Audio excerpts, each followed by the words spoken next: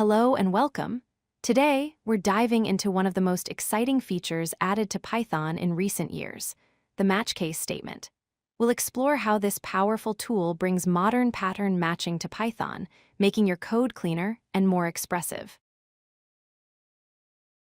So, what exactly is pattern matching? You can think of it as a more advanced and powerful version of a switch statement from other languages, or a more structured if-elif-else chain. Instead of just checking if two values are equal, it allows you to check if a value fits a specific structure or pattern. As you can see, the new match case syntax is much cleaner than a long series of if and elif statements. Let's break down the basic syntax. You start with the match keyword, followed by the subject, the variable or value you want to inspect. Below that, you define several case clauses. Each case presents a pattern. Python checks the subject against each pattern from top to bottom and executes the code block for the first one that matches.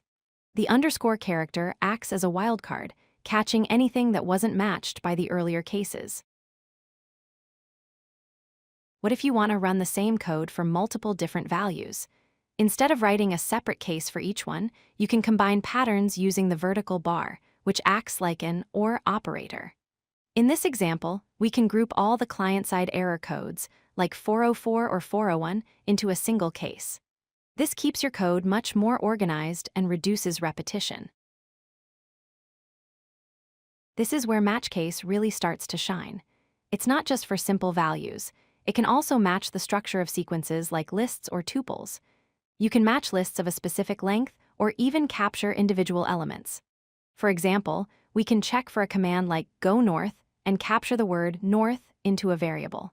You can also use a star expression to capture a variable number of items from the sequence.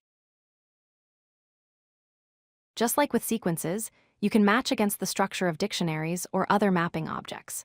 You can check for the presence of specific keys and even bind their values to new variables right inside the pattern. Here, we're matching a dictionary that has both a name, key, and a city key, and we're capturing their values to create a new description. This is far more elegant than using multiple get calls or checking for keys manually. Sometimes, a pattern match isn't enough. You might need to add an extra condition. This is what if guards are for. A case will only be selected if the pattern matches and the if guard condition evaluates to true. For instance, we can match a point on the x-axis, but only if its x value is positive. This allows for incredibly fine-grained control over your matching logic. Pattern matching becomes incredibly powerful when you use it with your own custom classes. You can match an object based on its class type and its attributes. Here, we have a simple point class. The match statement can check if an object is a point and can further check the values of its x and y attributes, capturing them in the process. This allows for very clean and readable code when dealing with different kinds of objects.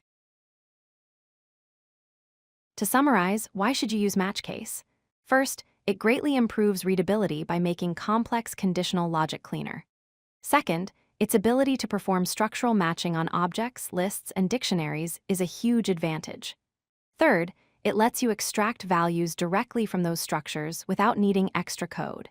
And finally, it encourages you to write more robust code by handling all possible cases. And that's a comprehensive look at Python's match case statement. It's a fantastic addition to the language that can make your code more readable, robust, and elegant. Thank you for watching. If you found this video helpful, please give it a thumbs up, subscribe for more Python content, and let us know in the comments what you think about pattern matching. If you like this video, hit that like button and don't forget to subscribe. Visit codelucky.com for more such useful content.